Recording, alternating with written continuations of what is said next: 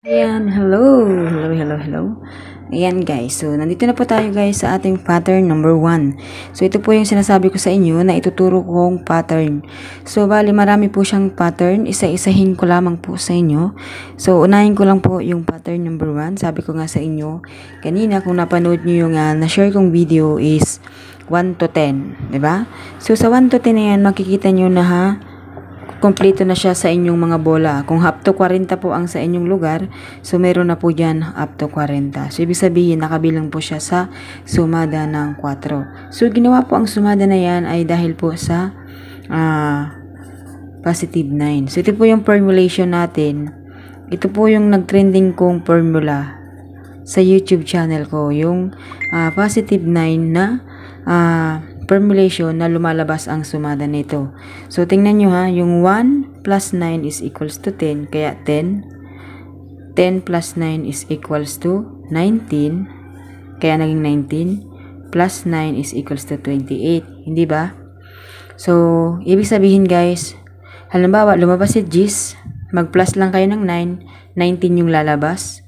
Yung mga sumada pong yan, kapag po yan, tingnan yung maigi, no? Tuturo ko po sa inyo, Gis, 19, 28, 37.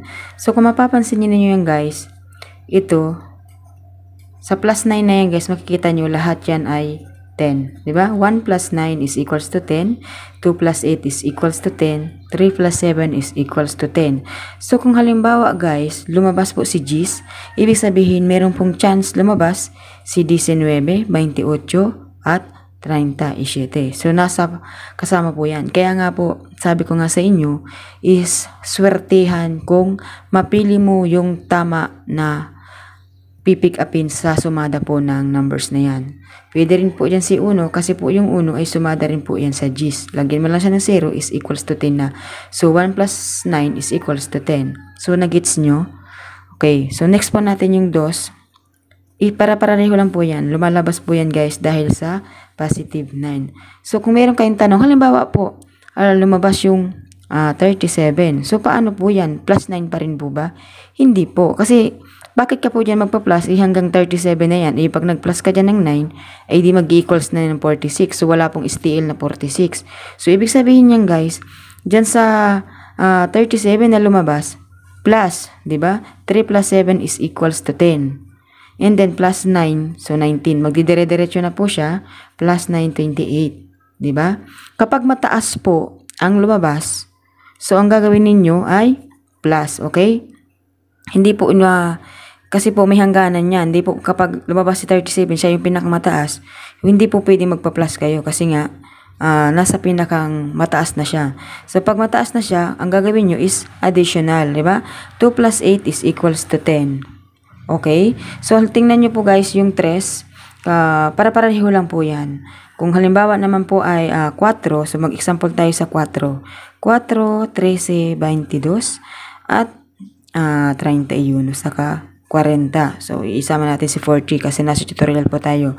Okay, so kung papansinin nyo yun guys, mga plus 9 po yan. 4 plus 9 is equals to 13.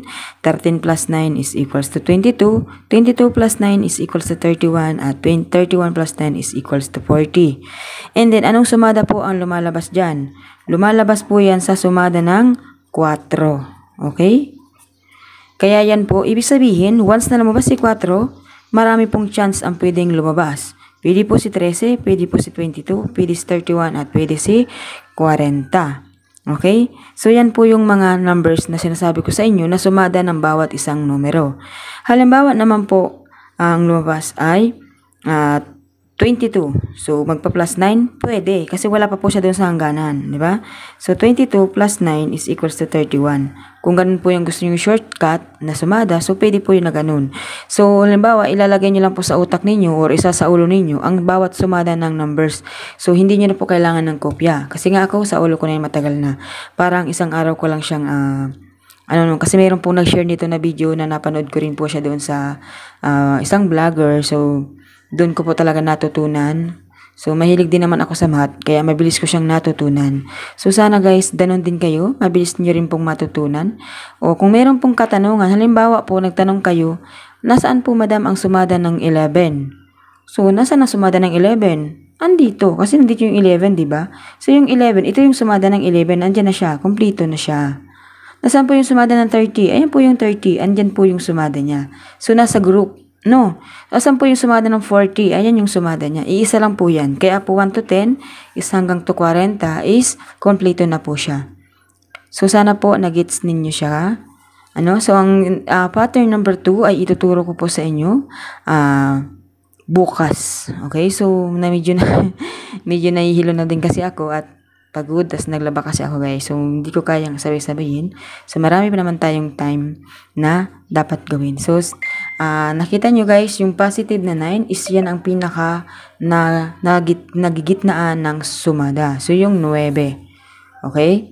So, yan po yung mga nasa ganito niya is yung 9 na positive.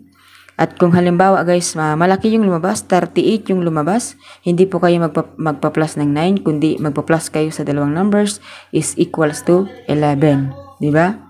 11. So, ibig sabihin, once na lumabas si 38, pwedeng lumabas si kasama niya. Kasi ito po yung nasa group. Group by group po yun na sumada, guys. Nakita niyo yung kumplito yan hanggang 40. So, ano yung sumada ng 40? Ito po yan. Sumada ng 23, iyan din po. Magkakasama po yan sa sumada ng 5. Kasi po may bilang. So, last natin example, guys. Halimbawa po, tingnan nyo to, guys, 6. Okay, 6, 15, 24, at 33. So, diba? Tingnan nyo. Ayan. Plus 9 po yan, diba? So, 15 plus 9 is equals to 24 plus 9 is equals to 33. Hindi na po tayo pwede mag-plus dyan kasi po lalagpas na siya. Magiging na siyang 42. Okay? So, hindi na siya pwede mag-plus 9. Hanggang nandyan ang sumada ng numbers na yan. So, maglalabas pong sumada na yan ay sa 6. Okay? So, sumada po yan ng 6 dahil 1 plus 5 is equals to 6 and then 2 plus 4 is equals to 6. Ibig sabihin po, ang sumadang ito ay nasa sumada ng 6. So, once na lumabas po si 24, pwede po siyang magbuo ng 6 or pwede po si 33 at 15. So, yan. Diyan po, maliliwanagan kayo na hindi po dahil magaling tayo magsumada or alam natin yung mga sumadang ng numero, is panalo na tayo agad at alam na po natin agad yung lalabas. Hindi po, kasi po marami pong explanation dyan. So, una pa lang pong explanation ito. Dapat pa masaulo nyo po yung iba na explanation para matutunan ninyo ang pagtingin ng isang ligaho. So, ang example natin, guys, ng ligaho ay tulad ng ganito. So, ituturo ko po yan, guys, sa next nating video. Nasaan yung isang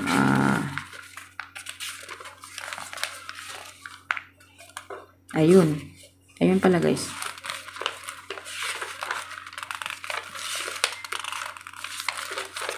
Nawala na, guys. Nawala na. Okay, wala. Hirap naman. Ayun. Para saan po yung tinuturo ko sa inyo? Dito po yun sa, halimbawa kung kayo ay taga Pampanga, once na tinignan po ninyo yung ligaho ninyo, ito po yung ligaho, Di ko pa alam kung anong tawag sa inyo, koteho ba? Ayan. So, once na tinignan nyo po yung ligaho ninyo, malalaman na po ninyo dyan, magkakaroon po kayo ng idea kung ano po yung pwedeng lumabas. Okay? So, tingnan nyo po dito, guys, yung 1928. Diba? So, yung 1928, sumada po yun ng G's, kaya naglumas si 28 dahil po sa 19. Sumada po yan pareho ng G's. Okay?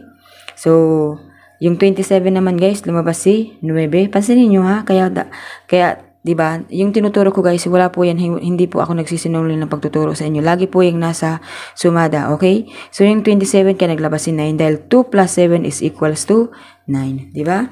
So, yan. So, sana mag-gets ninyo. Kaya nandito yun, 9, 27. Diba? Yung 27, naglabas si 9 kasi po nasa grupo siya. Ayan. Kung alin dyan yung nawawala pa na hindi pa lumalabas, so yun po yung maaaring mayroong chance na lumabas. Okay? So, ito muna po ang turo ko sa inyo, ang pattern number 1. So, good luck po sa inyong lahat. Abangan ninyo ang pattern number 2. Bye-bye!